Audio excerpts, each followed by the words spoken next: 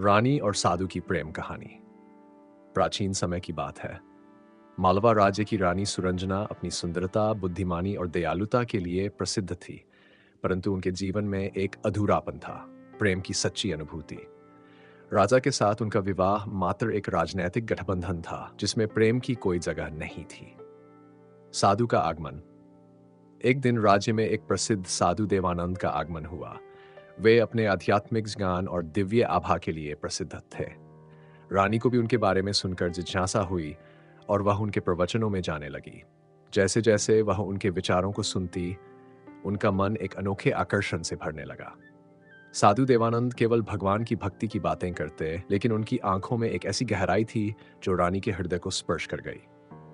धीरे धीरे रानी को यह एहसास हुआ कि वह उनके प्रति एक अनोखी भावना अनुभव कर रही है। यह प्रेम था, परंतु यह सांसारिक नहीं बल्कि आत्मिक था। प्रेम का परीक्षण। एक दिन रानी ने साहस करके साधु से कहा, महाराज, मैं आपसे प्रेम करने लगी हूं। क्या आप भी मुझसे प्रेम करते हैं? साधु मुस्कुराए और बोले, रानी, प्रेम केवल देह तक सीमित नहीं होता। यदि तुम मेरे प्रेम को समझ सको तो तुम भी आत्मा के स्तर पर प्रेम कर सकोगी। रानी समझ नहीं पाई। उन्होंने कहा, मैं आपके बिना नहीं रह सकती, मुझे आपके समीप रहना है।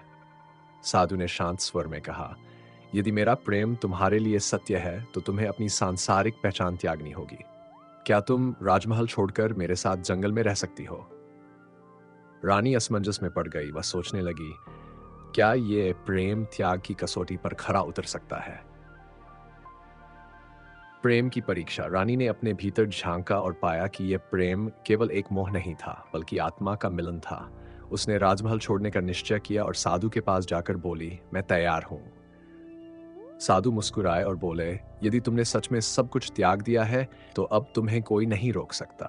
परंतु अब मेरा मार्ग भक्ति का है, प्रेम का नहीं। यदि तुम सच्चे प्रेम से मुझे चाहती हो तो इसे ईश्वर की भक्ति में बदल दो। रानी ने गहरी सांस ली और कहा, यदि प्रेम त्याग है तो मैं इसे स्वीकार करती हूँ। अब से मेरा प्रेम केवल ईश्वर के प्रति होगा जो तुमने मुझे सिखाया। रानी ने अपना जीवन ईश्वर की आराधना में समर्पित कर दिया और साधु भी अपने मार्ग पर आगे बढ़ गए। यह प्रेम अनंत था, परंतु यह सांसारिक नहीं बल्कि दिव्य प्रेम था। यह कहानी सिखाती है कि सच्चा प्रेम देह तक सीमित नहीं होता, बल्कि आत्मा के उच्चतम स्तर तक जाता है।